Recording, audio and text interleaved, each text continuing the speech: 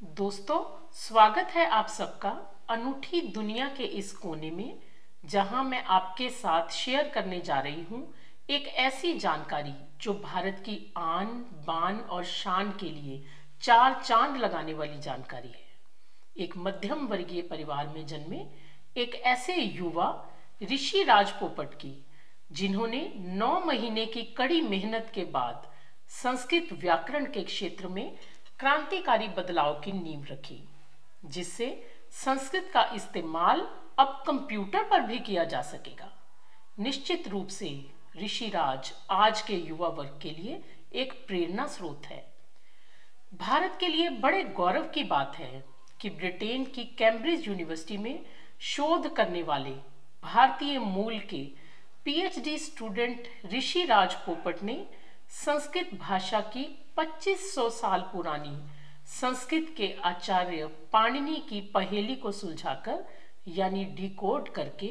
सफलता का नया मकाम हासिल किया है। जी हाँ,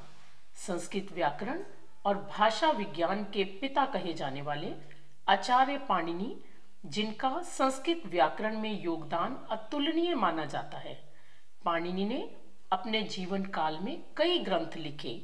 जिनमें व्याकरण ग्रंथ अष्टाध्यायी सबसे महत्वपूर्ण है। इसमें 8 अध्याय और लगभग 4 सहस्त्र सूत्र हैं, जो एक मशीन के तौर पर चलते हैं। और विशेष बात यह है कि अष्टाध्यायी मात्र व्याकरण ग्रंथ नहीं है, अपितु ये उस समय के भारतीय समाज का पूर्ण चित्रण है। उन्होंने अक्षरों का प्रयोग कर अंकों को व्यक्त करना शुरू किया और धीरे धीरे आधुनिक अंक प्रणाली का जन्म इसी आधार पर हुआ।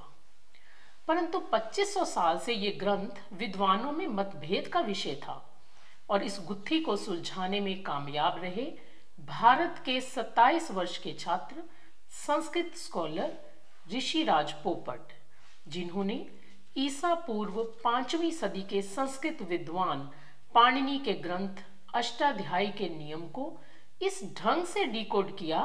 कि कंप्यूटर को पाणिनि का व्याकरण पढ़ाया जा सकेगा और विश्व की सबसे प्राचीन और श्रेष्ठ भाषा संस्कृत का इस्तेमाल कंप्यूटर पर भी किया जा सकेगा।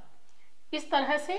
उनके क्रांतिकारी कार्य से भविष्य में व्याकरण की पहेली को आसानी से समझा जा सकेगा और संस्कृत भाषा का इस्तेमाल कंप्यूटर पर हो सकेगा। ऋषिराज ने अपना थीसिस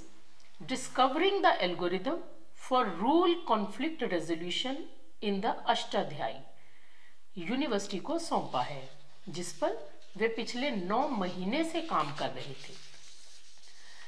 आधुनिक युग अंग्रेजी भाषा का युग प्रतीत होता है और इस दौर में विदेश जाकर संस्कृत भाषा का गहन अध्ययन करना और सफलता की इस मंजिल तक पहुंचना वाकई अपने आप में एक मिसाल है। निश्चित रूप से कई कठिनाइयां आई होंगी इस सफर में, परंतु इस कर्मठ भारतीय छात्र ने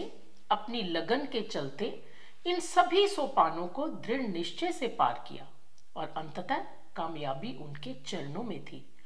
ऋषिराज के अनुसार पीएचडी की शुरुआत में ही उन्होंने ठान लिया था कि पाणिनि के व्याकरण में जो शब्दों के निर्माण में द्वंद्व आ रहा है उसे कैसे हल किया जाए,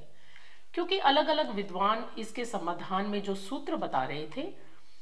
उसमें वो अपने नियम भी ऐड कर रहे थे ताकि व्याकरण की मशीन ढंग से काम कर सके। परंतु इससे समस्या तो और उलझ गई। ऋषिराज के अनुसार उन्होंने निश्चय किया कि पाणिनि के व्याकरण में बाद में जोड़े नियमों को हटाया जाए और पाणिनि के मूल व्याकरण के आधार पर ऐसा हल निकाला जाए जो व्याकरण मशीन को चलाने में मदद करे। ऋषिराज ने संस्कृत की मास्टर्स भी ऑक्सफोर्ड से की और वो भी 1 साल में, और वो भी केवल रिसर्च के लिए, ताकि वो अपना थीसिस लिख सके। ये भी उनके लिए एक बहुत बड़ी उपलब्धि थी कि फाइनेंशियल प्रॉब्लम्स के चलते भी उन्होंने ये कार्य किया, जिसके लिए लोगों से भी उन्हें वित्तीय सहायता मिली और कामयाब रहे वो सबके सहयोग के साथ। फिर पीएचडी उनकी मंजिल की अगली सीढ़ी थी, परंतु इस शोध के दौरान उन्हें कई कठिनाइयां भी आई।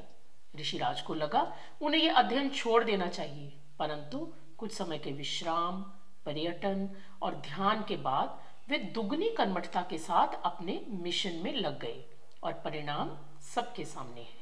इस प्रकार ऋषिराज एल्गोरिदम एक महत्वपूर्ण खोज मानी जा रही है, जिसके चलते अन्य भाषाओं की जननी देववाणी संस्कृत, जिसे कंप्यूटर सॉफ्टवेयर के लिए सबसे साइंटिफिक और उपयुक्त भाषा माना जाता है, का प्रयोग कंप्यूटर पर किया जा सकेगा, जो हम सब भारतीयों के लिए बड़े गर्व की बात है, क्योंकि संस्कृत मात्र एक भाषा ही नहीं, एक संस्कार है जिसमें वसुधैव कुटुंबकम की, विश्व शांति की, सहयोग की और कल्याण की भावना निहित है। संस्कृत भाषा बोलने वाले दुनिया में मुश्किल से 25,000 लोग होंगे, तो आज समय की मांग है कि इस वैज्ञानिक भाषा को इसका उपयुक्त दर्जा दिलवाया जाए। बतौर ऋषिराज अभी और गुत्थियां सुलझानी बाकी हैं। सफर लंबा है, मुश्किलें तो होंगी ही, परंतु उन्हें उम्मीद है कि भारतीय युवा आगे आए और कड़ी मेहनत से कई बेहतर परिणामों तक पहुंचे, क्योंकि ये अभी भारत के लिए नए आयाम की शुरुआत है, जिसे और ऊंचे क्षितिज तक ले जाना भारतीय युवा की जिम्मेदारी है, बिना रुके, बिना थके। अंत में ऋषिराज के लिए तो मैं इतना ही कहूंगी, राही तो रुक ना ए नित के मुसाफिर, निराशा भी हो तो झुकते नहीं हैं, ये धरती, ये चंदा, हवा और सितारे सदा चलते रहते हैं, रुकते नहीं हैं, सदा चलते रहते हैं, रुकते नहीं।